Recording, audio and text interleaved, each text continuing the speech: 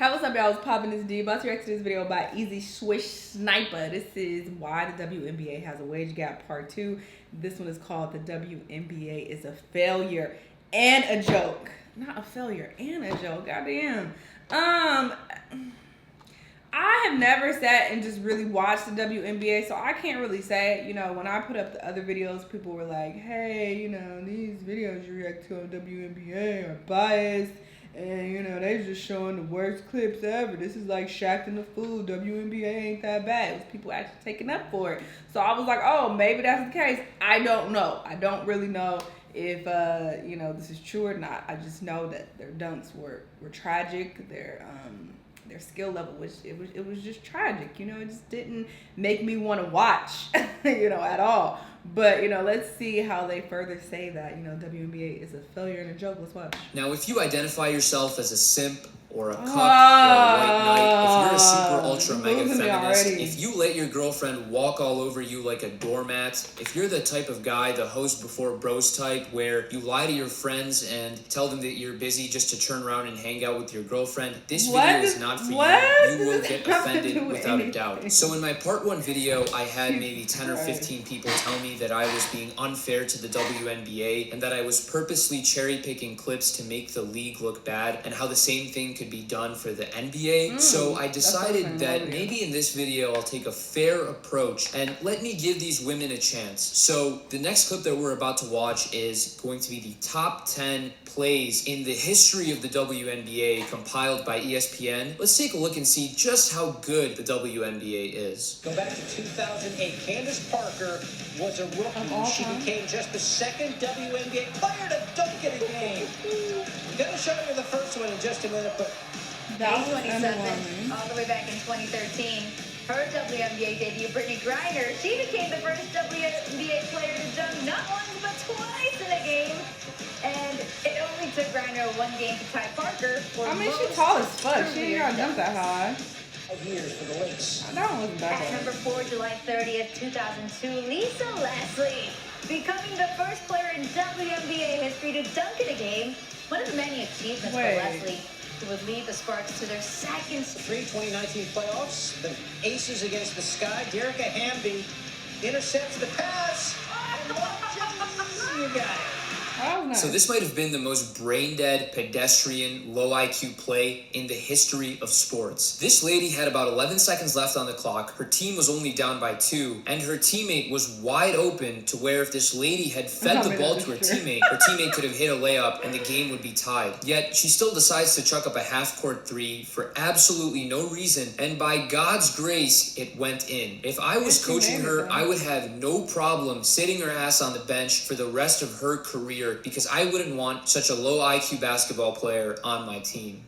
So these were some of the so-called best plays in the history of the WNBA. Just a bunch of rim grazer dunks and buzzer beaters. These were so lame to watch. So for those of you who were telling me that I was cherry picking clips to make the WNBA look bad, these are some of the best clips ESPN could come up with. And to be honest with you, I have seen better plays being made at an LA Fitness by a bunch of old heads than what I saw in that video. So I'm sure a lot of you know who Jeremy Lin is. He came out to make a statement about how he had felt that he had hit rock bottom because the NBA wasn't really giving him a chance to play in the league. He was very emotional, he was crying, and I think a lot of people felt very sorry for him because it seemed very apparent that for him especially, money didn't bring him any happiness. He was happy to play basketball and that's something that he had loved, and he was very upset by the fact that he would no longer really be able to do that because again, the NBA wasn't giving him a chance to play. And I think a lot of people felt at least a little bit sorry for him, except for this quote-unquote star WNBA player. But, this is the J-Lo butt right here. I have an issue feeling so sorry for someone that has made over $60 million over the course of your career in the NBA. Girl, that's something that even NBA journeymen that don't have a brand that the NBA has afforded you, like you said, Linsanity, he has a brand that if basketball ended today, he could still capitalize on and monetize on. But I can't feel bad also because you also have a Harvard degree. I played one-on-one, collect the money, Slurpees. I play horse, collect the money, Slurpees. I play pig, collect the money, Slurpees. If we played 2-on-2, it was game over every time. Me and my brother versus whoever it was. We basically did that every day in order to get a Slurpee from 7-Eleven. Every day it was just sweeter and sweeter when we would win.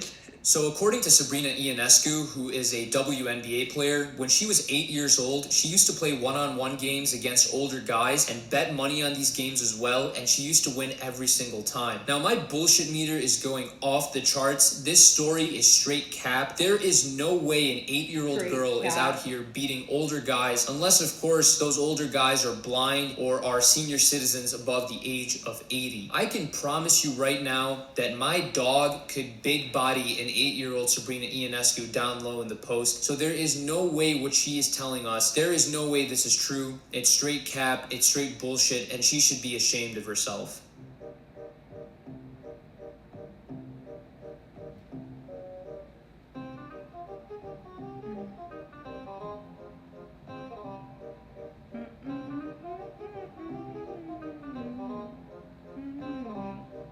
Yeah.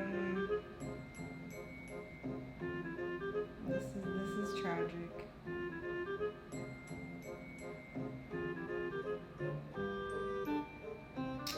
There's like not enough hustle. Like hustle, do something. You know, they just kind of be standing there. Their athleticism is not there. It's not up to par. But it's not really their fault. Like, men have more testosterone, so of course their athleticism is going to be superior to women. It just is what the fuck it is, for the most part. Okay, obviously not in all cases, but for the most part. So I want to thank all of you for watching this. You know, men are just gonna be better at sports. It just is what it is. So it makes sense. And for that reason, I just don't want to watch women play. You know, I just don't. But, you know, I understand some people liking the WNBA. You know, maybe you want to see something different, or maybe, you know, you're a woman who is into sports and you want to see, you know, other women playing sports. So I get, you know, why some people may like it, but overall, just the NBA is just better. It's just better. It just is, you know. I didn't like that one chick who was like, oh, can we really feel sorry for him? He making so much money. Like, girl, money isn't everything. I know y'all are upset because y'all not making that much money, but, you know, money does not answer all your problems. It's not the solution to everything. He wants to play. He loves basketball and he wants to play the sport, girl. So what does money have to do with anything? It's not always about money. If you was getting something, you would know that.